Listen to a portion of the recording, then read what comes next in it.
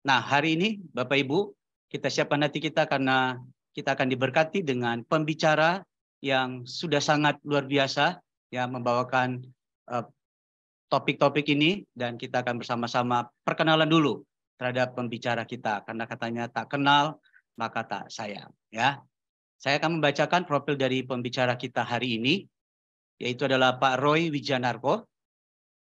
Pak Roy Wijanarko memiliki satu istri, yaitu Ibu Rina Wiwarni. Dan kita bersyukur Pak Roy dan Ibu dikaruniakan 3 orang anak, yaitu yang pertama Domenico Allegra. Dan anak yang kedua adalah Thierry Luis Enrico. Dan anak yang ketiga adalah Arshafin Faifel Devida Wijanarko.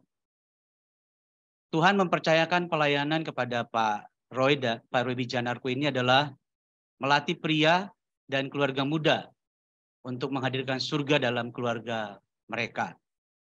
Dan Pak Roy juga sebagai koordinator negara untuk Indonesia dalam kegerakan The World Needs a Father sejak tahun 2021. Dan selama 25 tahun dikenal sebagai salah satu praktisi dan pelopor dalam pelayanan olahraga di Indonesia.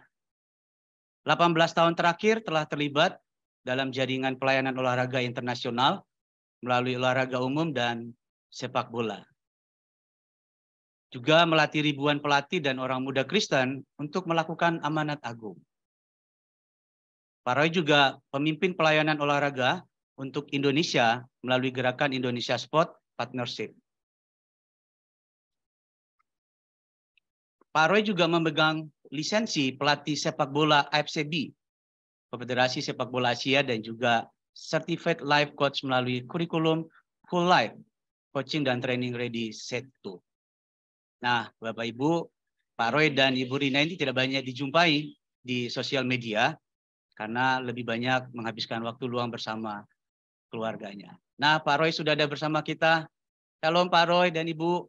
Shalom. Shalom. Tuhan, terima kasih untuk waktunya. Boleh bersama-sama. Nanti Pak Roy butuh penterjemah dalam bahasa Indonesia, Pak?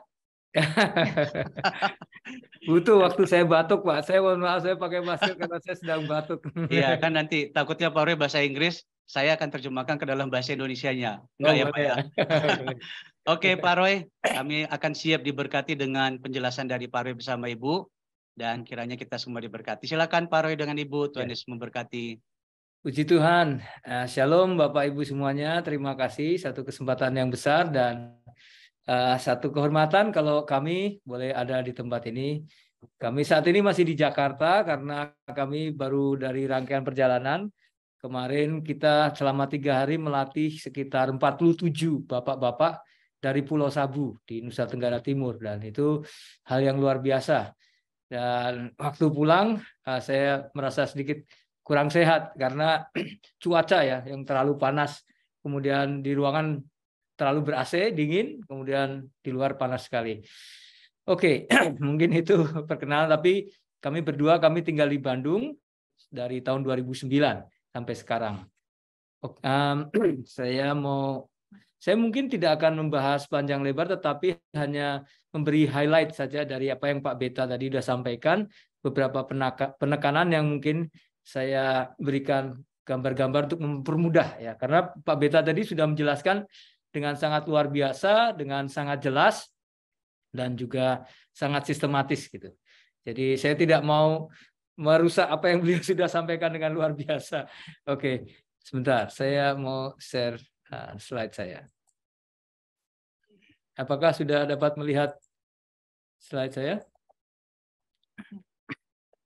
Ya, jadi kalau kita lihat di sini sebetulnya tentang identitas, kenapa dia penting sekali ya? Karena tadi Pak Beta juga sudah singgung tentang bagaimana kebingungan identitas, dan para ayah punya tugas untuk yang pertama menghindari kebingungan identitas, kemudian memfilter masa lalu, memilih dan menanam nilai-nilai keluarga yang benar, memilih teman-teman bagi keluarga dengan DNA yang tepat, kemudian menolong mengambil pilihan-pilihan yang benar dan memandu misi keluarga. Tadi sudah disebutkan semua, saya hanya mengulang saja sedikit supaya kita tidak lupa, karena mungkin kalau di video kan cepat ya berlalunya ya. Nah, kemudian kita lihat tadi Pak Beta menampilkan gambar ini, saya tidak akan mengulang tentang ini, tetapi saya mau memberi penekanan di hal yang ini. Jadi ada 3, saya yang sekarang, saya yang tampilkan, saya menurut orang lain, dan diri saya yang sejati. Jadi cara untuk membuat diri saya yang sejati itu bisa muncul gitu ya, itu adalah dengan membuat 3 membuat 3 gambar ini ya. Saya menurut orang lain, saya yang tampilkan dan saya sekarang ini semakin dekat. Jadi gambar yang hitam ini harus lebih dekat kepada gambar yang kuning. Itu untuk membuat kita menemukan diri kita yang sejati. Karena kalau kita sudah menemukan diri kita yang sejati, itu memudahkan kita untuk kita bertindak berdasarkan siapa saya. Karena diri kita yang sejati itu mempengaruhi tindakan-tindakan kita selanjutnya. Tadi Pak Beta juga udah sampaikan dalam pemaparan beliau. Nah, itu sebabnya kita perlu yang namanya jendela johari di sini ya. Jendela johari ini ada beberapa jendela. Jadi ada perilaku yang kita ketahui dan ada perilaku yang tidak kita ketahui di sini. Ada perilaku yang diketahui orang lain dan perilaku yang tidak diketahui orang lain. Nah, perilaku yang diketahui kita, kemudian diketahui orang lain itu disebut arena. Jadi ini semua orang bisa melihat. Tetapi perilaku yang kita ketahui dan perilaku yang tidak diketahui orang lain itu adalah perilaku yang tersembunyi, yaitu topeng kita, ya. Karena kita tahu, tetapi orang lain tidak tahu. Karena tentunya diri kita tahu siapa kita sesungguhnya. Kemudian ada perilaku yang kita tidak ketahui, tetapi perilaku itu diketahui orang lain. Itu namanya titik buta atau blind spot. Nah, sementara ada perilaku yang kita tidak ketahui dan ada perilaku yang tidak diketahui orang lain, itu disebut perilaku yang tidak diketahui. Nah, tujuan kita adalah bagaimana kita memperkecil wilayah di mana yang tidak diketahui ini, dan wilayah blind spotnya, wilayah topeng ini kita perkecil supaya kita itu benar-benar menampilkan diri kita yang sesungguhnya. Karena ini penting. Banyak orang menampilkan sesuatu yang bukan dirinya. Ini didasari karena kita udah bahas di bab-bab sebelumnya tentang insecurity atau rasa tidak aman. Orang tidak aman dengan identitasnya, kemudian dia menampilkan sesuatu yang berbeda. Nah, saya mengulang sedikit dari Pak Beta bahwa kita punya identitas utama, yaitu tadi disebut dalam Galatia 4 ayat 7, bahwa kita anak Allah yang hidup. Dan ini tentunya sesuatu yang signifikan, Bapak Ibu semuanya. Kalau kita anak Allah yang hidup, kita juga adalah ahli-ahli waris oleh Allah. Ini kata-kata statement yang luar biasa. Seandainya, saya mau menanyakan, seandainya tadi Mr. Timothy, kemudian ketika Raja Charles yang baru saja menobatkan diri datang ke Indonesia, tiba-tiba Raja Charles tersebut berkata, "Hai Timothy, mulai sekarang kamu saya angkat jadi anakku." Apa yang terjadi? Tentunya itu akan membuat sesuatu yang berbeda kan? Karena tiba-tiba Mr. Timothy ini udah bukan orang biasa lagi. Karena Mr. Timothy sudah diangkat menjadi anak oleh Raja Charles, yang artinya dia menjadi anggota dari kerajaan British Empire, kerajaan Inggris Raya. Dan itu membuat sikap dan tindakannya juga berbeda. Karena mulai sekarang Mr. Timothy nggak bisa makan sembarangan di warung Indomie. Ya, pasti begitu Raja Charles berkata, "Kamu sekarang menjadi anakku," langsung saat itu juga bodyguard dari kerajaan langsung menjaga beliau. Langsung saat itu tidak bisa kemana-mana dan kehidupan pribadinya pasti dijaga. Dan itu yang membuat saya membuat terminologi seperti itu ya. Kalau seandainya itu terjadi secara harafiah akan begitu. Nah, sekarang kita diangkat anak oleh Raja dari segala raja dan oleh Tuhan segala Tuhan. Nah, kita sebaiknya menyadari bahwa ketika kita menjadi anak, status kita berubah. Status kita tidak main-main lagi, bahwa kita ini hamba Allah, kita anak Allah. Enggak, hamba dan anak itu sesuatu yang luar biasa dan membuat kita itu berbeda. Dan tentunya sikap-sikap kita juga harus memiliki sikap-sikap kerajaan Allah. Itu kira-kira dengan identitas utama. Kemudian kita punya identitas sekunder, yaitu keunikan kita. Kita adalah pribadi yang unik karena setiap orang berbeda. Sidik jari kita tidak pernah sama. Dan sudah dijelaskan oleh Pak Beta. Dan keunikan kita ini sebaiknya berkontribusi untuk kerajaan Allah. Jadi setiap kita diciptakan dengan keunikan-keunikan yang sebaiknya itu berkontribusi untuk kerajaan Allah. Setiap kita diciptakan dengan paling tidak 500 kemampuan. Dan 500 kemampuan ini sebaiknya kita pilah-pilah mana yang benar-benar kita menguasai dan kemudian kita gunakan untuk kerajaan Allah. Itu sebabnya membuat kita adalah pribadi dengan masa lalu, masa kini, dan masa depan. Pak Beta juga menjelaskan tentang hal ini. Masa lalu tentang apa yang aku warisi, kemudian masa kini itu adalah nilai-nilaiku apa, nilai-nilai saya apa, dan masa kini juga bicara dengan teman-teman saya, teman-teman kita. Dan masa kini juga bicara tentang pilihan-pilihan yang kita ambil. Jadi kita sebaiknya perlu mengajarkan kepada anak-anak tentang identitas ini. Saya dan istri berulang-ulang menjelaskan tentang hal ini dan anak-anak kami memahami tentang nilai-nilai. Kenapa? Karena kalau mereka tidak paham tentang nilai-nilai hidup mereka, ketika mereka di usia pertemanan mereka, mereka akan dipengaruhi oleh nilai-nilai dari teman-teman mereka. Dan kita tentunya tidak mau kalau anak-anak kita dipengaruhi oleh nilai-nilai dari orang lain yang kita tidak kenal. Atau nilai-nilai yang tidak sesuai dengan nilai-nilai kerajaan Allah. Nah, itu sebabnya penting sekali sebagai orang tua kita, terutama ayah, untuk mengajarkan nilai-nilai yang jelas kepada anak-anak. Nah, masa depan tadi apa yang aku impikan dan rencanakan. Ini bicara tentang mimpi yang berkaitan dengan misi Tuhan. Karena hidup kita adalah hidup misi. Jadi apapun yang ada dalam hidup kita itu sebaiknya menjadi aspek dari kerajaan Allah. Dan hidup itu adalah tentang Tuhan dan misinya kan. Kalau kita mengajarkan di dalam otoritas moral, kita udah belajar tentang bahwa hidup itu bukan tentang saya, tetapi hidup itu tentang Tuhan dan misinya. Itu sebabnya setiap kita perlu menyadari setiap aspek yang kita lakukan dalam hidup kita itu berkaitan dengan misi Tuhan. Singkatnya, setiap kita adalah misionari Tuhan yang kita merencanakan sesuatu lewat pekerjaan kita, lewat usaha kita, mungkin lewat kita sebagai guru, lewat kita sebagai seorang profesional, dan lain-lain itu berkaitan dengan misi Tuhan. Nah, kenapa? Jika kita tidak memiliki nilai-nilai, itu anak-anak tadi akan dipengaruhi budaya global atau budaya yang mempengaruhi nilai-nilai mereka. Dan kita sebagai orang tua tidak dapat bergantung pada budaya, karena tidak semua budaya itu sesuai dengan firman Tuhan. Contoh, saya baru tahu waktu kemarin ke Kupang, bapak-bapak dari Pulau Sabu, mereka mengatakan bahwa kalau mereka punya anak yang dilahirkan dari seorang yang belum menikah, itu adalah berkat.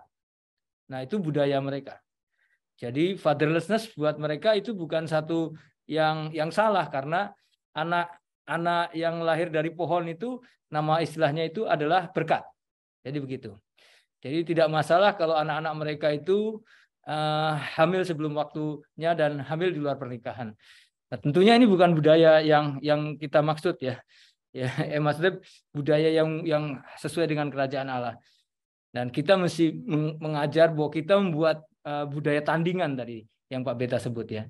Dan kita tidak dapat bergantung pada budaya untuk menegaskan nilai-nilai. Bahkan banyak kekuatan budaya yang akan mempengaruhi anak-anak secara aktif dan mengecilkan arti nilai-nilai tersebut. Itu sebabnya anak-anak mesti diajarkan nilai-nilai dan identitas secara kuat, secara terus-menerus, tidak boleh berhenti, sehingga ketika anak itu keluar dari rumah kita, dia udah kuat punya sebuah pagar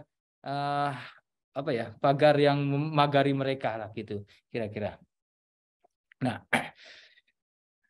tadi Pak Beta juga menyebutkan tentang nilai-nilai. Nah, nilai-nilai ini adalah filter keputusan, sesuatu yang kita anggap penting karena nilai-nilai itu mempengaruhi pikiran, emosi, dan nilai-nilai ini selain mempengaruhi pikiran emosi, karena dia mempengaruhi pikiran emosi, dia akan mempengaruhi keputusan kita. Keputusan kita kemudian akan mempengaruhi perilaku, dan tentunya perilaku ini akan mempengaruhi kehidupan. Jadi kehidupan kita itu ditentukan oleh nilai-nilai kita. Kalau kita punya nilai-nilai bahwa saya adalah orang yang jujur, semua keputusan kita akan dipengaruhi oleh nilai-nilai ini. Jadi kalau saya mengadopsi nilai tentang integritas, artinya pikiran dan emosi saya itu harus pikiran yang berintegritas. Integritas artinya kehidupan kita di publik sama dengan kehidupan kita secara privat gitu ya. Dan ini mengaruhi nilai keputusanku. Makanya, apakah saya akan menonton pornografi karena nilai-nilai saya adalah integritas, walaupun nggak ada orang di situ, ya. Dan karena kemudian itu akan mempengaruhi perilaku kita. Apa yang kita putuskan itu pasti mempengaruhi perilaku, dan perilaku kita mempengaruhi kehidupan kita. Itu pentingnya untuk kita memiliki nilai-nilai karena kita memiliki identitas di masa kini. Nah, mungkin saya akan mengizinkan istri saya untuk mungkin cerita tentang bagaimana ketika kami praktek membuat nilai-nilai pribadi. Ya. Silakan Ira. Terima kasih untuk waktu yang kesempatan. Ya, saya mau sharing bahwa sekitar seingat kami tahun 2013 saya pernah mengusulkan pada suami bahwa kita membuat sebuah refreshing pribadi, refreshing keluarga. Kami menyewa sebuah hotel di Bandung. Lalu kami kumpul bersama anak-anak di satu kamar. Jadi kami di satu kamar. Lalu kami kumpulkan anak-anak di kamar kami. Kami buat rapat keluarga. Jadi memang lucu ya, memang anak pertama itu waktu kita masih usia SMP, kemudian yang kedua masih SD, dan yang nomor 3 pasti masih kecil, dia tidak paham. Lalu kami kumpul bersama, kami lalu ngobrol.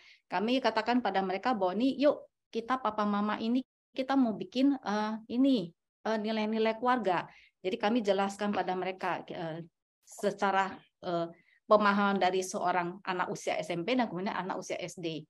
Lalu kita ngobrol-ngobrol, dari ngobrol itu ayahnya menjelaskan, papanya jelaskan bahwa kalau pelayanan tuh gini-gini seperti ini. Kita keluarga ini kita harus punya pilar.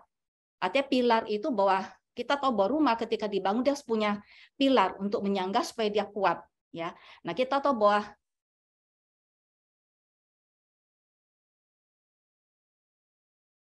genteng itu adalah seperti Tuhan, otoritas, tapi kita punya pilar-pilar nilai-nilai untuk kita ada dalam sebuah keluarga, kita ada arahan, kita mau kemana. Nah, jadi kita diskusi bersama, kenapa kami mengajak anak-anak? Karena mereka punya hak untuk menyatakan pendapat mereka. Tuhan pun dapat berbicara lewat mereka. Nilai-nilai apa yang harus ditentukan untuk kita sepakati bersama.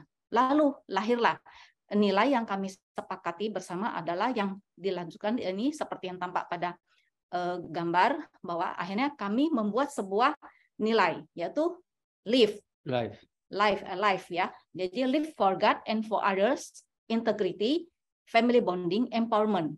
Itu menjadi nilai kami. Dan seiring bersamaan itu juga ketika kami membuat nilai-nilai itu, kami juga membuat sebuah recommitment pernikahan di hadapan anak-anak kami. Kami berdiri di hadapan mereka bertiga, papanya, ayahnya berbicara kepada saya bahwa ayahnya tidak akan tetap menjaga komitmen pernikahan dan tidak akan pernah menceraikan mama.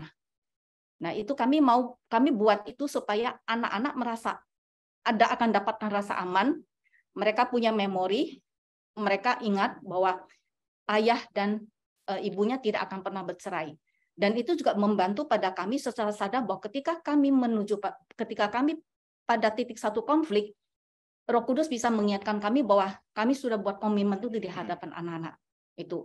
Nah, jadi ketika kami sudah buat nilai itu, Tuhan memproses kehidupan kami dan kami hidupi apa yang sudah kami nyatakan di dalam nilai-nilai. Nah, bagaimana kami mempraktekkan nilai-nilai itu? Artinya dalam keseharian, artinya kami selalu saya sebagai istri, sebagai penolong, saya selalu membuat jadwal, mengatur jadwal. Setiap anak itu ada waktu untuk one on one dengan papanya, dengan ayahnya. Dari nilai family bonding, jadi one on one. Nah, nilai-nilai identitas, afirmasi, itu semua bisa dimasukkan pada masa ketika anak-anak one on one. Jadi 1,5 jam atau 2 jam, sebulan 4 kali, itu biasanya saya tanyakan pada anak. Yang pertama mau hari apa? Oke, kamu mau hari apa? Hari Selasa. Yang nomor 2 maunya di hari Kamis. Yang nomor 3 mau hari Jumat. Nah, mereka yang menyesuaikan waktu, kemudian diatur. Nah, kadang-kadang mereka pergi ngopi di satu tempat, mereka ngobrol, pria dengan pria. Dan juga ini berlaku juga untuk anak perempuan. Jika ada orang tua yang punya anak perempuan, ayah pun harus punya waktu dengan anak perempuan. Nah, jadi saya atur itu setiap waktu supaya mereka ada kesempatan untuk membangun kedekatan, karena fase dari anak SD ini memang usia 6 sampai 13 tahun itu fase memang pengaruh ayah. Walaupun juga ada anak sudah SMP. Jadi bagaimana kita sebagai istri, sebagai penolong benar-benar harus sangat mendorong setiap anak kita itu membangun hubungan yang dekat dengan sadar ayah dengan anak. Begitu. Nah, jadi kita orang tua perlu kreatif mencari cara bagaimana anak-anak tuh bisa mendapatkan sebuah nilai bahwa bisa mendapatkan memori sangat besar bahwa keluarga saya menyenangkan. Keluarga saya itu seperti surga, tidak ada boring. surga, tidak membosankan. Jadi mereka tidak lari ke HP. Nah, bagaimana cara mendapatkan adalah kami juga terbuka pada anak-anak untuk mereka berani memberikan usul. Kami juga nanya apa yang masih kurang, apa yang perlu kalian beri masukan untuk papa dan mama, untuk ayah dan ibu. Jadi kami terbuka dengan hal seperti itu supaya kami juga mendapatkan feedback dari anak-anak. Kemudian kami minta maaf jika ada hal-hal yang kami tanpa sadar kami melukai mereka. Nah, anak-anak juga jadi melihat bahwa orang tua itu menjadi sahabat orang tua yang menyenangkan juga untuk diajak ngobrol. Saya pernah tanyakan pada setiap anak kami tanyakan, menurut kamu papa seperti apa? Menurut kamu mama seperti apa? Jadi kita orang tua harus berani terbuka, berani jujur juga, terima kritikan dari anak, terima masukan dari anak yang ada dari sisi anak yang mereka pikir papa mama ini terlalu kaku, papa mama ini tidak bisa diajak ngobrol secara nyaman gitu. Jadi, nah itu hal-hal yang contoh-contoh yang sederhana. Ya, kira-kira seperti itu. Nah, lewat dari situlah terjadilah kita bangun sebuah budaya. Budaya kami adalah selalu bersama di ruang makan, di meja makan. Kami ngobrol. Budaya kami juga kami selalu menjaga bonding keluarga. Kalau kami bisa pelayanan, kami akan bawa keluarga kami untuk pelayanan bersama. Kira-kira seperti itu. Ya, jadi family bonding itu nilai yang kami adopsi itu menentukan keputusan kami. Jadi liburan-liburan kami itu biasanya bukan liburan yang murni liburan, tapi liburan yang bertujuan misi biasanya. Ya, kami sambil pelayanan bersama-sama dan kami selalu mengajak anak-anak pergi ke tempat-tempat untuk melakukan misi. Sehingga ya sekarang anak kami yang kedua yang umur 18 tahun nih, besok tanggal 23 ini 19. Dia sekarang lagi ikut training misi lewat olahraga. Kami tidak pernah mengajarkan dia, oh kamu nanti ikut papa ya untuk meneruskan di pelayanan olahraga, nggak pernah. Tapi ketika dari dia sendiri ada terpapar dengan itu, otomatis dia kemudian punya kerinduan lewat apa yang ingin dia lakukan untuk Tuhan. Dan misalnya mereka bisa melepas kami pergi ke pulau-pulau yang jauh gitu ya. Itu karena nilai yang keempat yang kita sebut empowerment, karena pemberdayaan. Karena kita ingin memberdayakan orang ya berarti kami harus keluar. Bisa keluar, bisa mungkin di Bandung, bisa mungkin di Jakarta, bisa mungkin di pulau-pulau yang lain. Dan itu seizin dengan anak-anak karena mereka udah tahu bahwa nilai hidup keluarga kami adalah ini. Dan ini bagus sekali. Jadi memudahkan kita di dalam banyak membangun keputusan. Saya mendorong bapak-bapak dan ibu-ibu untuk memiliki nilai dalam kehidupan ya. Kami akan berikan materi ini nanti supaya bisa dibagikan dalam bentuk PDF untuk belajar membuat sendiri. Saya tidak akan menjelaskan, tapi paling tidak set nilai yang dipilih kita taruh di dalam empat kuadran ini ya, ada 4. Kami punya 4 nilai. Pak Beta mungkin punya 5, nggak apa-apa. Kalau Anda mau 5 juga boleh tambahkan, bebas saja. Kira-kira gitu. Tapi paling tidak melibatkan anak untuk membuat latihan membuat nilai-nilai dalam keluarga ini penting sekali. Ya, nilai 1, nilai 3, nilai 4. Dan ini ada contoh-contoh yang tentang nilai-nilai dan yang nantinya boleh dipilih ya. Pak Beta juga sudah menjelaskan tentang tadi meja dukungan. Penting untuk kita memiliki meja dukungan yang mereka itu mengawasi hidup kita secara 6 aspek ini ya. Emosi, jasmani, sosial, lingkungan, intelektual, dan rohani. Orang-orang ini kalau mungkin terlalu banyak, tadi Pak Beta udah bilang bisa punya mentor, kemudian menti, kemudian peer, ya, orang-orang terdekat. Nah, itu mungkin yang saya akan tambahkan saja, jadi saya tidak mau panjang lebar. Tetapi pilihan-pilihan tadi Pak Beta juga udah jelaskan ya. Jadi kalau pilihan kita, ini saya tutup terakhir dengan ini, pilihannya tentang di 6 aspek hidup ini pasti ada pilihan ya. Misalnya secara jasmani mau apa, secara spiritual mau apa, secara emosional mau apa gitu ya. Kemudian secara sosial, lingkungan dan sebagainya itu pasti punya pilihan-pilihan. Dan ini nanti materinya saya akan bagikan supaya Bapak Ibu semua dapat menggunakan sesuai dengan kebutuhan masing-masing. Mungkin apa yang kami sampaikan untuk pagi ini untuk memberi highlight, sekiranya ini bisa jadi tambahan yang berguna. Dan mungkin bila ada tanya jawab nanti silakan, kami juga siap untuk melakukan itu. Terima kasih.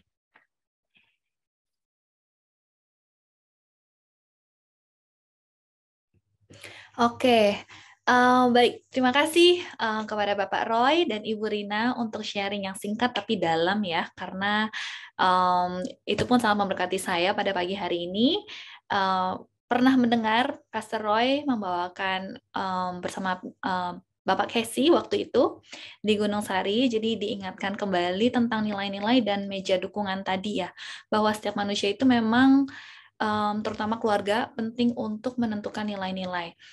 Saya ingin mengundang nih kepada para parents yang hadir pada pagi hari ini untuk sekiranya ada pertanyaan yang ingin ditanyakan kepada Pastor Roy dan Ibu Rina, boleh kami persilahkan mengirimkan pertanyaan tersebut secara pesan ya kepada Mr. Bambang atau Pak Bambang yang ada keterangan admin di depan untuk boleh dijawab nanti oleh Bapak Roy dan Ibu Rina.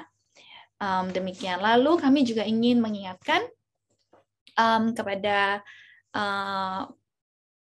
parents untuk mengisi absensi yang nanti akan di-share juga oleh Mr. Bambang di chat box ya, untuk sebagai data kami bahwa Bapak dan Ibu telah datang ke MKSS, sesi MKSS pada hari ini. Oke, Mr. Bambang mungkin boleh ada pertanyaan yang sudah masuk? Ya, thank you Miss Hani. Sudah ada pertanyaan, akan saya share pertanyaan pertama. Sebentar. Baik, terima kasih Mr. Bambang.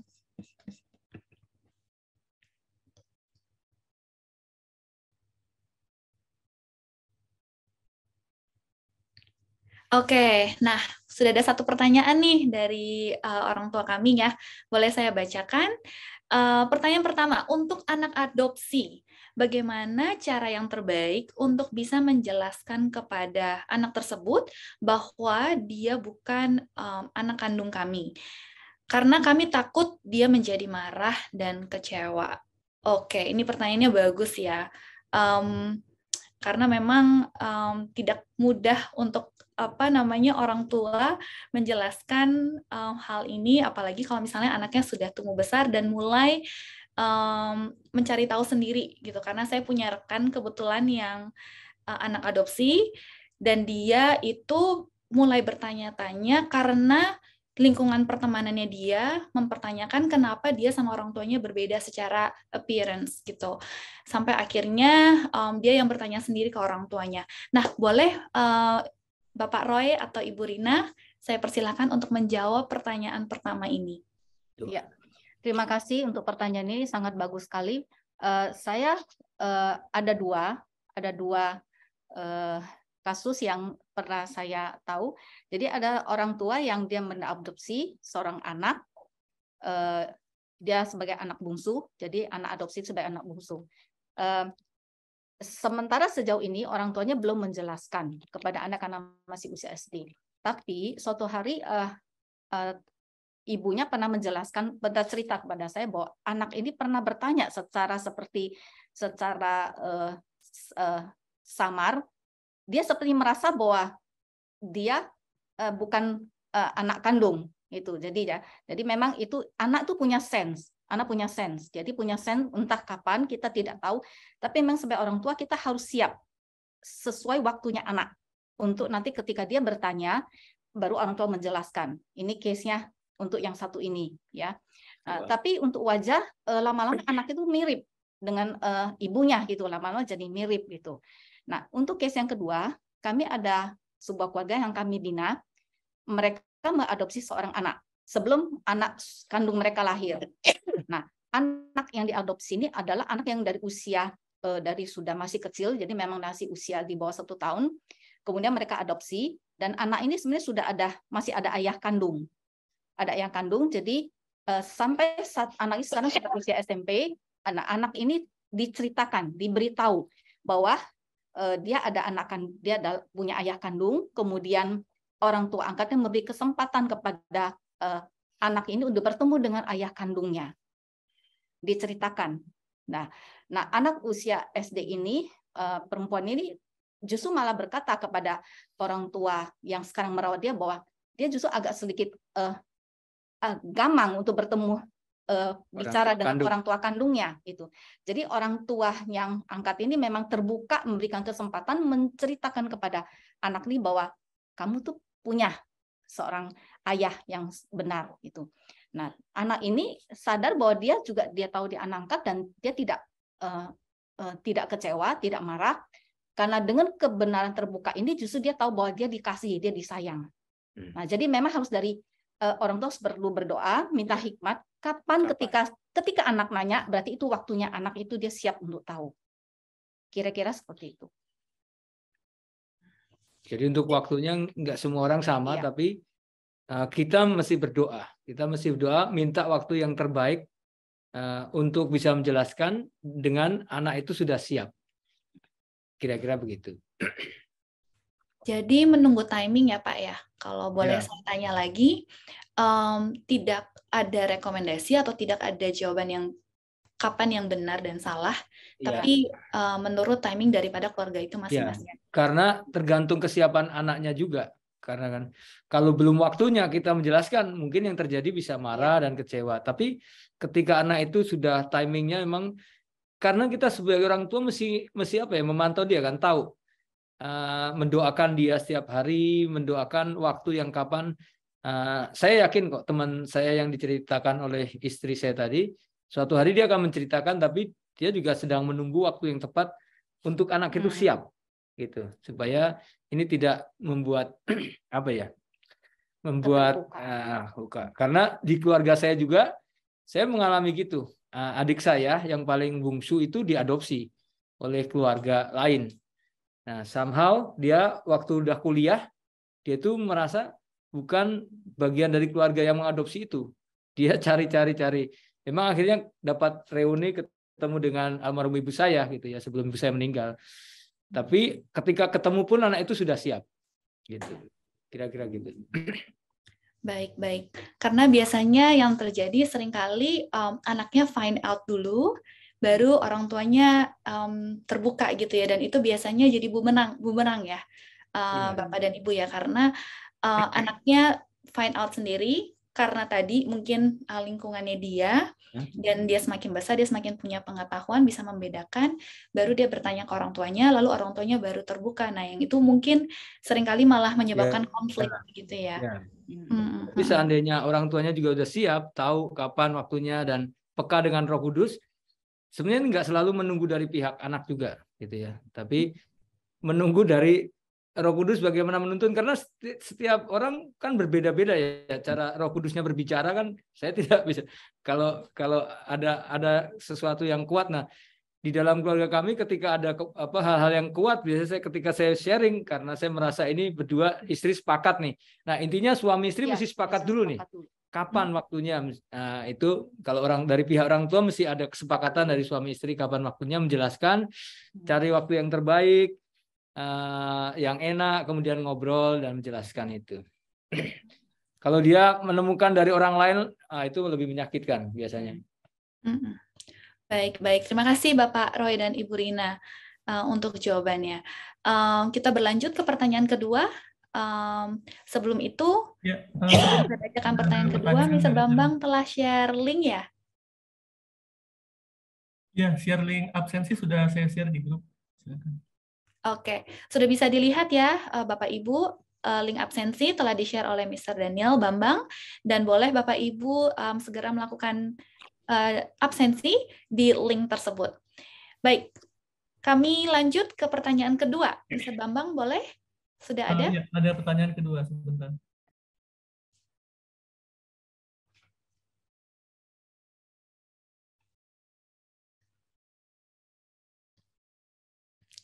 Oke, pertanyaan kedua. Wah, ini bagus sekali. Pertanyaan ini juga dialami oleh para guru ya. Bagaimana nih Bapak Roy atau Ibu Rina cara menangani anak-anak yang sangat emosional dan suka teriak-teriak saat meminta sesuatu? Ya, baik regardless umur mereka berapa, dari mungkin TK sampai mungkin SMA ya, masih banyak tipe anak-anak yang sulit untuk mengontrol emosi mereka.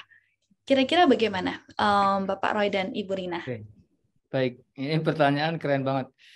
Nah, yang menjadi pertanyaan saya adalah kenapa anak-anak itu suka berteriak-teriak kan? Berarti dia mungkin ada model juga. Nah, yang di model siapa gitu? Entah mungkin ketika di rumah orang tuanya seperti itu, atau mungkin di sekolah teman-temannya seperti itu, kemudian dia meniru. Nah, ini penting sekali. Kalau dia menirunya dari teman-teman, ya berarti kita yang mesti menjelaskan kepada dia, kemudian berbicara kepada dia dari hati ke hati. Intinya apa yang membuat dia menjadi, ketika dia tidak bisa itu namanya tidak bisa menguasai diri untuk dia menunda kepuasan, itu namanya ya penguasaan diri untuk menunda kepuasan, itu istilahnya.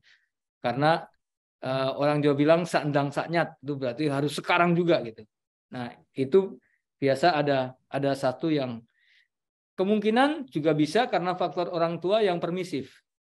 Nah, permisif karena waktu kecil ketika anak-anak itu kan waktu bertumbuh dia udah bisa memanipulasi orang tua.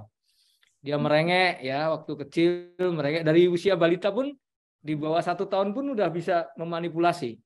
Nah, kita sebagai orang tua mesti tegas. Ketika dia merengek untuk sesuatu yang nggak penting, kita mesti tetap berkata tidak ya tidak. Istri saya sangat tegas kepada anak-anak. Kalau tidak ya tidak. Jadi tidak pernah ada kejadian kami anak-anak pergi ke toko mainan, waktu kami udah bilang kami tidak akan beli ya hari ini, lihat-lihat saja.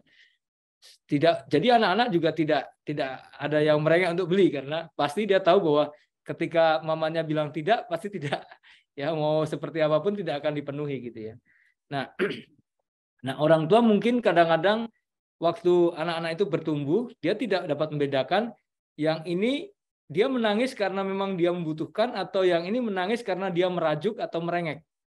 Nah, ini kemudian ketika dipenuhi, ketika dia merajuk, dipenuhi, anak akan berpikir bahwa oh, kalau saya meminta dengan cara ini, orang tua akan penuhi, dan itu menjadi kebiasaan. Itu kalau dari pola asuh yang tidak tegas.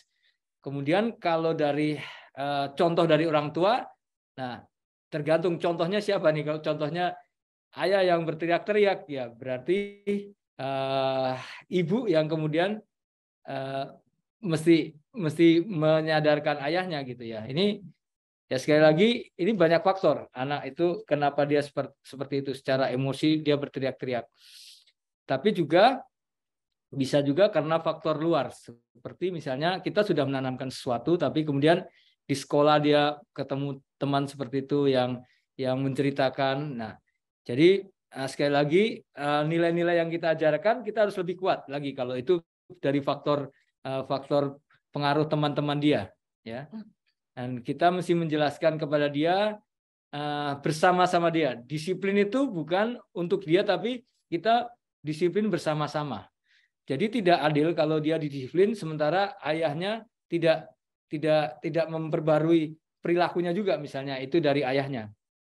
Ayahnya suka teriak-teriak, kemudian anaknya dilarang teriak-teriak. Berarti nggak adil kan? Karena disiplin itu harus bersama-sama. Jadi sama-sama untuk memperbaiki kerusakan-kerusakan itu. Mungkin dari saya tambahkan orang tua sebaiknya evaluasi karena lingkungan yang paling primer ada di dalam keluarga. Ya, jadi orang tua perlu evaluasi, mungkin harus flashback ke belakang, apakah ketika pola asuh, ketika waktu masih kecil itu mungkin ada hal-hal kegiatan sehari-hari yang diberikan ruang untuk bebas memilih. Jadi kalau mungkin ketika anaknya tidak mau makan sesuatu, kemudian dia mau minta yang lain, kemudian dia mau minta dengan cara yang seperti merajuk atau seperti apa, nah itu kemudian dipenuhi. Nah itu dipelajari oleh anak dari pola asuh sehari-hari berkembang kepada ke perkembangan berikutnya. Jadi dia pikir, oh kalau saya akan mendapatkan sesuatu dengan cara saya meminta perhatian yang berlebih, saya meminta perhatian yang bersuara, ekspresi, saya akan mendapatkan memenuhi, dapat apa yang dia capai. Jadi mungkin lingkungan sebenarnya memang bisa memberikan faktor, tapi saya pikir yang paling utama harus dibalikan kepada keluarga. Evaluasi mungkin dari keluarga, apakah ayah atau pihak ibu yang tidak sehati dalam proses pengasuhan anak. Ya mungkin ibunya mungkin ada kan mungkin dari sisi udah nggak apa-apa lah, mumpung masih kecil, udah kasih aja gitu, tidak konsisten. Nah itu anak akan mempelajari pola. Jadi saya harus katakan dengan tegas bahwa setiap anak bermasalah itu adalah harus selalu evaluasi kepada orang tua. Ya, jujur harus evaluasi kepada orang tua. Kami pun sangat-sangat harus evaluasi bahwa anak itu sebenarnya adalah menjadi seperti itu karena mereka belum pernah menjadi bertumbuh dewasa kan. Mereka menjadi anak-anak. Jadi memang kitalah yang harus punya kebesaran hati bahwa selalu belajar terus menjadi orang tua, mengevaluasi hasil dari pola asuh kita. Ciri-ciri yang itu bisa juga menjadi salah satu ciri-ciri dari kecanduan, karena ciri-ciri dari kecanduan itu kemarahan. Nah sekarang kan budaya sekarang tuh anak-anak dengan gadget itu juga mempengaruhi. Anak yang sedang terikat dengan gadget dan dia lagi main, dia ngegame dan sebagainya, kalau kemudian orang tua langsung membuat peraturan, nah itu akan terjadi kemarahan dan teriak-teriak. Karena apa? Karena alat ini menarik, ini intensitasnya itu tinggi, sedangkan di rumah itu intensitasnya rendah. Orang itu tertarik untuk dikembangkan dengan intensitas yang lebih tinggi. Nah, jadi dopamin yang berasal dari HP ini akan lebih menarik daripada sesuatu yang di rumah. Ini bisa juga kalau faktornya karena gadget. Jadi juga mesti memperhatikan itu. Orang yang sudah lama di layar itu berbahaya karena kemudian mudah untuk terjadinya kemarahan, memicu kemarahan karena kecanduan tadi. Mungkin itu. Oke, Pak Roy, mungkin kalau boleh saya berkomentar ya. Jadi saya memang tahu bahwa ada setidaknya 4 tipe parenting ya.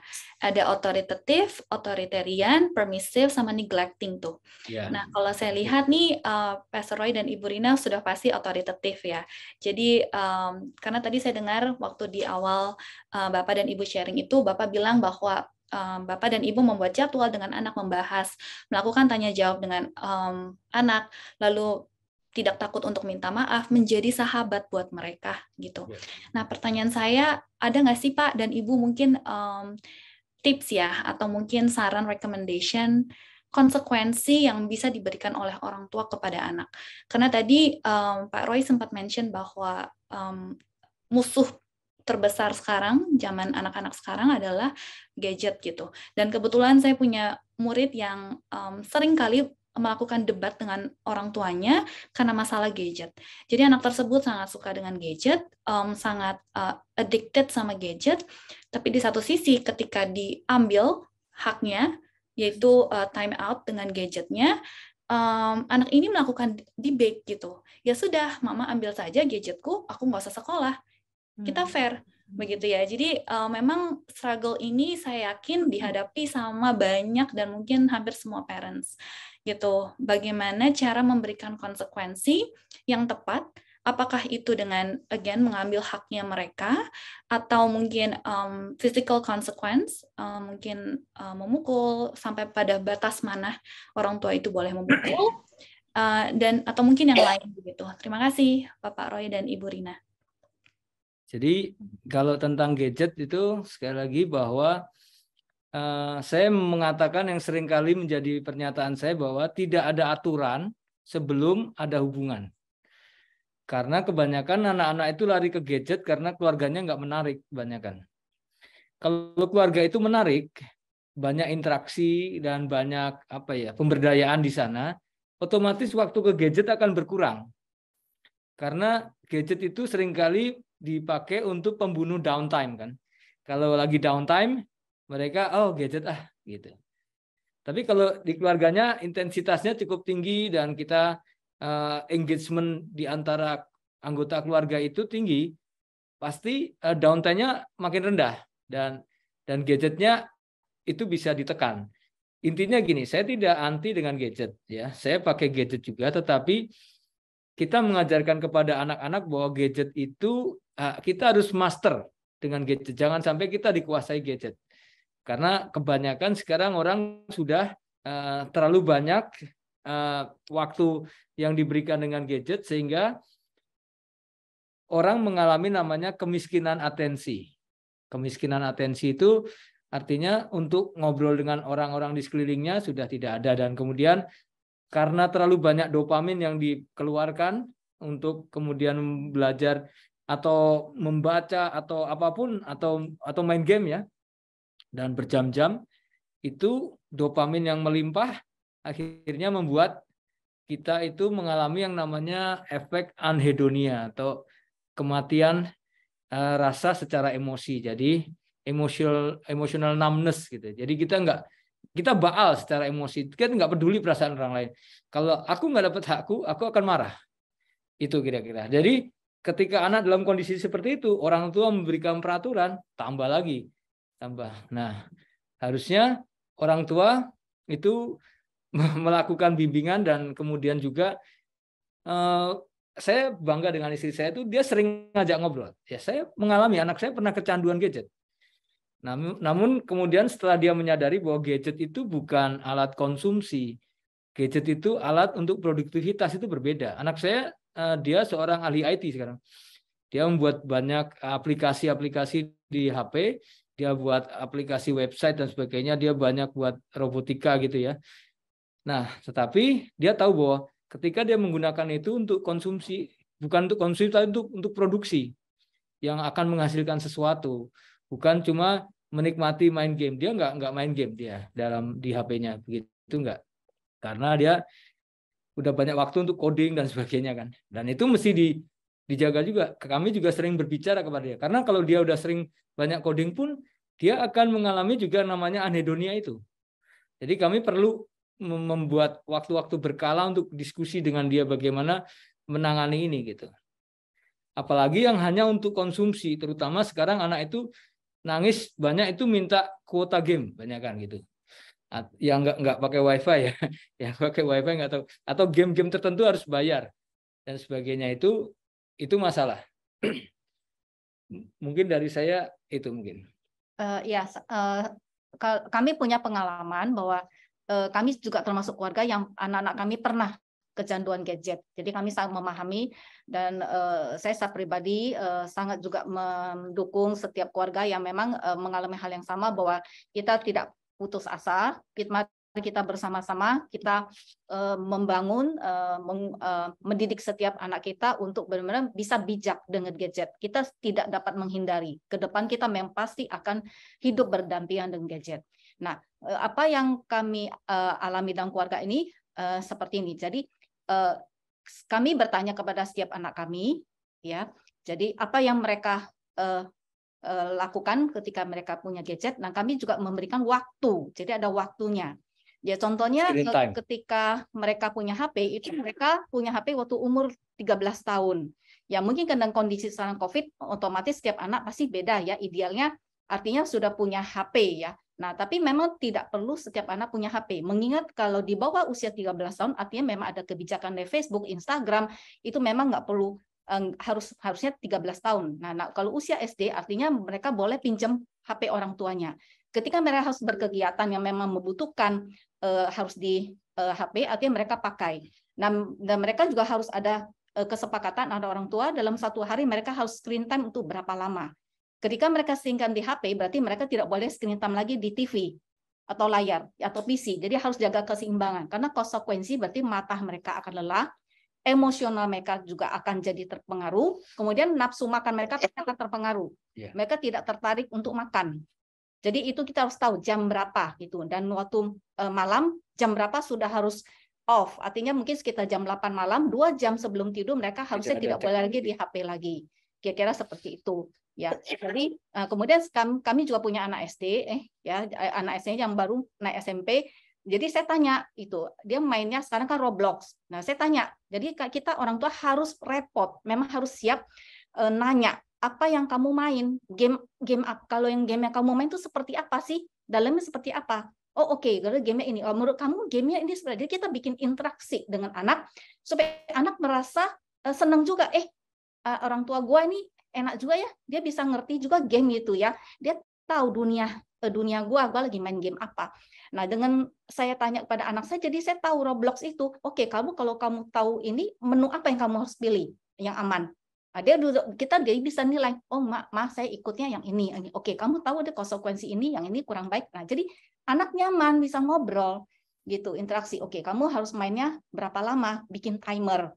Nah, kalau mamanya layarnya harus di PC berarti harus terbuka, harus kasih tahu. Jadi mereka kasih tahu pada kami punya kebijakan seminggu ada 2 hari boleh main PS contohnya. Ya, kami tidak memberikan PS, sebenarnya ada yang memberi. Oke, kamu main PS, kamu berapa jam kamu main. Jadi mereka pasti lapor. Enggak. Mereka kasih tahu gitu. 45 menit biasanya break. Ya, jadi mereka harus kasih tahu, tidak boleh tiba-tiba mereka langsung main, itu nggak boleh. Jadi harus kasih tahu. Nah setelah itu dilatih pelan-pelan. Nah kemudian kalau yang sudah kecanduan tidak boleh di-cut secara langsung. Kita seperti kayak pengobatan. Jadi artinya kita bertahap. Namanya dia hari ini dia 1 jam, oke. Besok kamu boleh kurangi 10 menit dalam seminggu 10 menit supaya ketika mau proses dia kecanduan itu kita nggak bisa cut, itu akan bikin dia shock kan, karena dia tiba-tiba nyaman di shock, nanti emosional terganggu, dia bisa sakit, dia bisa uring-uringan, itu proses karena memang seperti kata Pak Roy bahwa efek dari layar, efek dari kecanduan game itu berdampak kepada emosional dan otak. Jadi kita harus paham secara dari sisi pengetahuan. Jadi ketika anak lagi main game, kita juga boleh bilang, udah kamu stop gamenya langsung, jangan. Kamu berapa lama lagi main game? Oke, kira-kira 10 menit, Anda stop. Baru dia nanti cooling down, baru dia makan. Jadi harus bijak juga gitu. Oke, baik, terima kasih Bapak Roy dan Ibu Rina. Jawabannya sangat helpful banget ya. Saya pun sebagai guru sangat diberkatin. Mudah-mudahan parents yang mendengar juga bisa mencoba mengaplikasikan saran dan recommendation dari Bapak Roy dan Ibu Rina barusan. Baik, ini waktu 15 menit lagi sebelum kami berakhir, kami mengundang sekali lagi kepada parents untuk mengirimkan pertanyaan jika ada ke Mr. Daniel Bambang ya, dengan keterangan admin di participant list. Baik, yang kedua saya ingin mengingatkan sekali lagi untuk mengisi absensi pada link absensi yang sudah dikirimkan juga oleh Mr. Daniel Bambang di chat box. Baik, Mr. Bambang, tadi ada info bahwa pertanyaan sudah membludak ya. Ya, sudah, puji Tuhan ada banyak pertanyaan masuk. Lanjut pertanyaan kedua ya, Miss Hani. Dan baik, Mr. Bambang.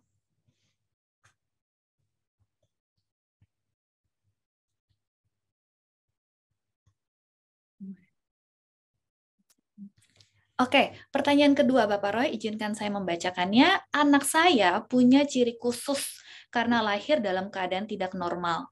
Itu sekilas membuat dia minder. Bagaimana tips menaruh identitas yang benar kepada anak saya dengan kondisi demikian? Saya persilakan Bapak Roy dan Ibu Rina untuk menjawab. Oke, terima kasih. Ya, ini bagus sekali pertanyaannya, karena kalau kita sebagai orang tua kita memiliki anak yang dalam kondisi seperti ini pasti menjadi satu challenge ya untuk melakukannya. Tapi saya mendukung, saya berempati dan tidak pernah menyerah untuk itu karena gini, Tuhan itu menciptakan manusia sempurna, termasuk dalam mungkin kita menerima dia berkebutuhan khusus, dia punya ciri khusus yang mungkin dianggap tidak normal, tetapi saya percaya kalau orang tua dari kecil menanamkan bahwa ketidaknormalanmu itu keunikanmu, itu akan membuat dia berpikir sesuatu yang berbeda. Jadi saya pernah lihat satu video ya bagaimana orang yang tidak punya tangan, tetapi dia kemudian hanya menggunakan kakinya untuk melakukan semua hal. Dan itu kemudian malah mengundang rasa kekaguman. Karena orang itu tidak menyerah dalam hidupnya. Dan saya berpikir bahwa ketika orang tua melihat bahwa anak-anak kita punya ciri fisik, punya kelemahan fisik, atau mungkin orang sebut cacat fisik, itu jangan menyerah. Karena itu bisa menjadi sebuah keunikan yang kemudian kita bisa menanamkan bahwa keunikanmu itu yang membentuk dirimu. Bahwa Tuhan menciptakan kamu unik, setiap kita berkontribusi dengan keunikan kita. Nah, ada orang-orang yang justru dipakai Tuhan luar biasa karena ciri khas yang uniknya. Mohon maaf. Kita pernah mendengar pembicara yang tidak punya tangan dan punya kaki ya, yang hanya badan saja, dan itu banyak menguatkan orang banyak karena dia ditanamkan tentang identitas yang benar. Dan kalau tidak ditanamkan dari kecil, dia akan menjadi minder. Dan minder itu kemudian yang akan mempengaruhi hidupnya karena dia merasa rendah diri. Saya tidak diterima. Nah, kita perlu membangun self esteem, rasa percaya diri anak kepada hal yang benar, ya. Bukan pada hal yang tidak benar, tetapi gini, maksudnya kalau dia mungkin dia cacat, kita mesti berkata pada dia, memang ini cacat fisik misalnya, tetapi percayalah, karena kamu diizinkan Tuhan seperti ini, kamu akan bisa menolong banyak orang dengan kondisimu, dan Tuhan akan berimu kreativitas. Bagaimana?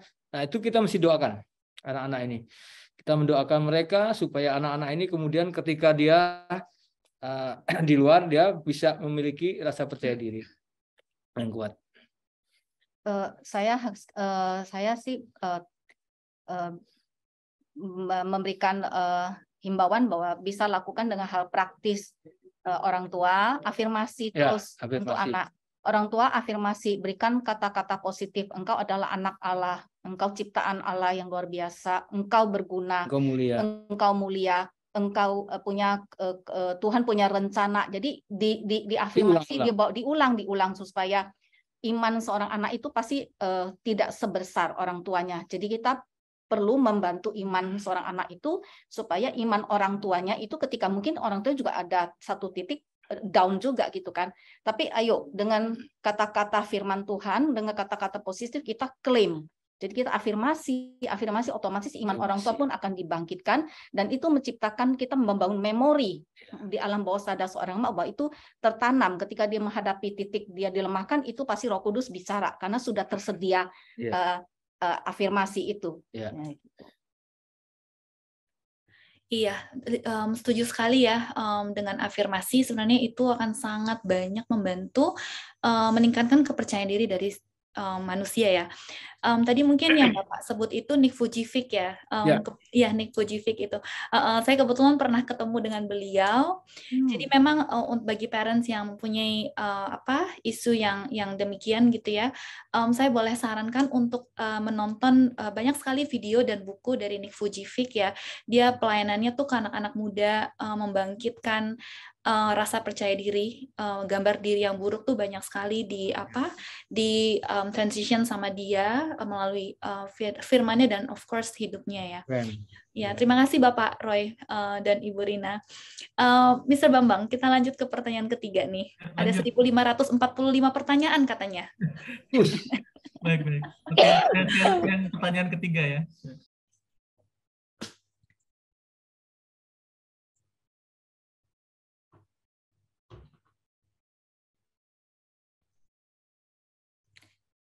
Oke, pertanyaan ketiga.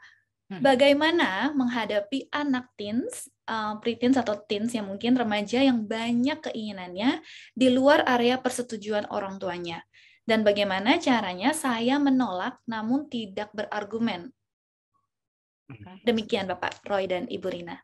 Maksudnya tidak berargumen itu tidak menjelaskan atau bagaimana? Saya masih belum tahu. Sepertinya tidak berdebat ya, tidak melalui proses perdebatan atau tarik suara 8 oktav begitu Pak. Oh. Tapi tetap gimana pun untuk keputusan pasti ada diskusi. Nah, saya pikir kalau kita tidak berdiskusi dengan anak kita itu berarti kita otoriter menjelaskan kamu mesti gini, udah tidak ada argumentasi lagi gitu ya. Saya pikir kalau kita ketika menghadapi anak-anak remaja, kebutuhan mereka itu satu, yang pertama antara 12 sampai 18 ya. Anak-anak remaja kontribusi utama 12 sampai 18 pertama itu ketika mereka masuk ke dalam usia teenage. Mereka kan tim. Jadi masuk kepada peer-nya itu menjadi kebutuhan karena apa? Biasanya ada tekanan dari rekan-rekan sebayanya dia. Karena apa yang dia rasakan di rumah pasti berbeda karena ketika ada teman-teman sebaya. Kedua, bagaimana dengan seksualitas mereka? Itu juga ya 12 sampai 18 ya. Pria terutama ketika dia 13 tahun, ketika dia udah mimpi basah pertama kali, itu akan membuat dia pribadi yang berbeda karena tiba-tiba udah ada hormon testosteron dan itu membuat dia pasti punya banyak hal yang ada dalam benaknya. Kemudian dia juga perlu dilatih bagaimana dia memiliki kecerdasan emosi. Selain juga kecerdasan sebagai seorang pemimpin, bagaimana kepemimpinan dia. Nah, kalau misalnya dia banyak keinginan, berarti kita mesti banyak diskusi dengan dia. Apa sih yang kamu inginkan saat ini apa? Orang tua sebaiknya ikut duduk mencatat. Saya bersama anak saya waktu umur 11 tahun itu duduk. Nah, kira-kira kamu tuh pengen punya pernyataan misi ya. Pernyataan misimu itu apa? Jadi saya membantu dia apa yang menjadi kerinduan dia, kita catat bersama-sama. Dia ketertarikan dia secara pribadi apa, kita juga catat. Kemudian kalau dia lihat masalah-masalah yang terjadi di secara sosial itu, masalah apa yang menarik buat dia. Nah, itu juga kita catat sampai akhirnya kita bisa nyimpulkan dia tuh mau begini gitu ya. Nah, itu membantu. Kalau kita tidak lakukan itu, anak-anak cenderung dia akan mengalir begitu aja. Menurut saya mengalir ngeflow itu nggak bagus karena ngeflow itu pasti turun kan. Nah, kita nggak boleh ngeflow karena Tuhan bawa kita ke atas. Nah, orang tua untuk membuat anaknya bisa naik, kita perlu kepo, ya. Ya namanya persahabatan itu kan bagai kepompong ya. Kadang kepo, kadang rempong. Nah, sama anak-anak kita apalagi? Itu kita mesti kepo dan rempong. Sampai bagaimana kami itu berdua itu dalam tanda kutip seperti membantu memilihkan teman-temannya. Karena kami harus tahu dia tuh main sama siapa, dan ketika dia main sama siapa, kita harus tahu nomor telepon orang itu dan orang tuanya juga. Jadi kalau ada apa itu gampang dihubungin. Nah, dengan kita kepo dan kita rempong itu tadi, itu membantu kita untuk sekali lagi tentunya hubungan ya. Hubungan itu penting.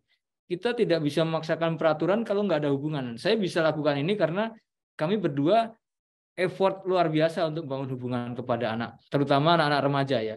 Ketika dia masih kecil menyenangkan, 10 tahun tuh masih asik-asiknya.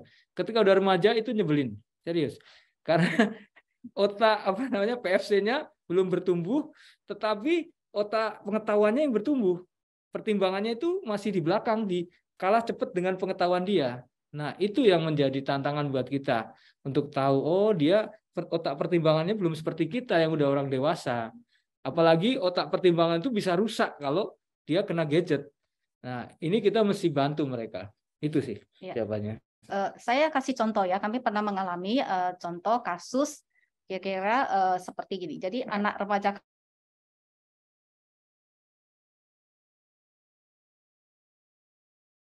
ini camping, tapi campingnya itu mau mendaki ke puncak.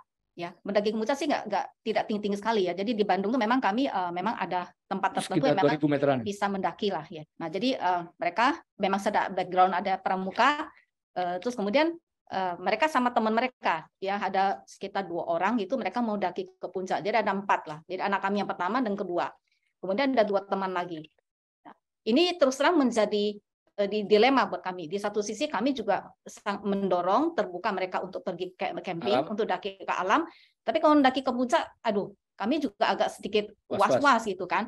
Karena kita juga gimana ya kalau saya daki ke puncak itu gimana jalan keluarnya. Nah, jadi kami berdoa. Segala sesuatu harus dimulai dari doa.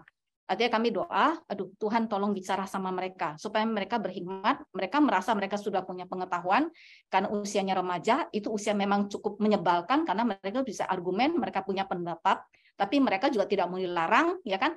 Jadi akhirnya kami bilang, oke, silakan camping. Nah, terbukalah jalan. Jadi orang tua dari salah satu teman mereka bilang kalau mereka mau mendaki ke puncak, mereka harus punya ranger, mereka harus menyewa ranger, artinya pemandu yang memandu mereka untuk ke puncak. Jadi kami jadi lega. Ya, jadi lega satu step. Jadi artinya mereka dapat mengekspresikan fase remaja mereka, tapi juga mereka hormat pada orang tua. Jadi sampai beberapa hari menjelang sebelum berangkat, anak kami yang sulung berkata, "Mah, kami sepakat bahwa kami harus dengar suara orang tua. Kalau orang tua bilang tidak atau orang tua memberikan usulan, itu artinya harus kamu dengar." Nah, itu yang kami bersyukur sekali. Jadi kami selalu berdoa kepada Tuhan supaya bagaimana Tuhan bicara ketika kami tidak ada argumen yang tidak ada jadi kesepakatan, artinya kita harus lihat case-nya. Kalau kasusnya benar-benar orang tua lihat bahwa itu memang mengganggu nilai, memang itu tidak sesuai dengan nilai sebagai orang-orang Kristen atau memang tidak baik, ya artinya memang itu perlu dikatakan bahwa itu tidak baik. Tapi kalau ini kan ke alam, baik, tapi juga di satu sisi kita juga nggak bisa mengurung anak kita kan di rumah gitu kan. Jadi anak juga perlu kita beri kesempatan untuk dia belajar, artinya gagal dan salah. Kita tidak dapat mendidik anak kita menjadi anak yang sempurna seperti kita harapkan. Memang kita pasti berharap selalu proses anak kita akan proses menuju karakter Kristus. Tapi ketika mereka belum menuju karakter Kristus, mereka harus mengalami kegagalan dan gagal itu mereka belajar. Itu. Oke, Bu Rina, Pak Roy, sekali lagi terima kasih, jawabannya sangat komprehensif. Bapak dan Ibu, mohon maaf sebelumnya karena waktu ya, karena durasi, maka kami tidak bisa menjawab semua pertanyaan yang telah dikirimkan. Namun, kami mau menginformasikan bahwa Sekolah Tunas Bangsa tetap akan menjawab setiap pertanyaan yang masuk melalui WA sekolah. Jadi jangan khawatir, kalau pertanyaannya belum kami munculkan atau belum kami bacakan, tetap akan kami jawab ya, Bapak dan Ibu melalui WA sekolah. Sebelum kami mengakhiri, ya, baik Pak. Kalau emang nanti dari sekolah mau mengirimkan emailnya kepada kami, nanti kami juga bisa bantu jawab lewat email juga. Mohon maaf. Bisa ya Pak Bambang ya? Ya, bisa Pak. Nanti akan kami rekap, lalu akan kami kirimkan pertanyaan-pertanyaan yang belum bisa ditampilkan karena keterbatasan waktu. Terima kasih Pak Roy, Misani. Ya, tapi ada satu quote yang saya belajar hari ini dan merema. Tadi Bapak Roy dan Ibu Rina katakan bahwa tidak ada aturan sebelum ada hubungan ya. Itu bagus sekali sih memang, bahwa penting sekali untuk kita sebagai adults itu menciptakan hubungan yang engaging ya. Karena tanpa itu ya maka resultnya juga pasti di luar ekspektasi ya Bapak Ibu ya. Sekali lagi Bapak Roy dan Ibu Rina, kami mengucapkan terima kasih buat sesi Q&A-nya. Sangat-sangat diberkati banget untuk setiap jawaban yang diberikan, dengan tadi ada praktikalnya juga.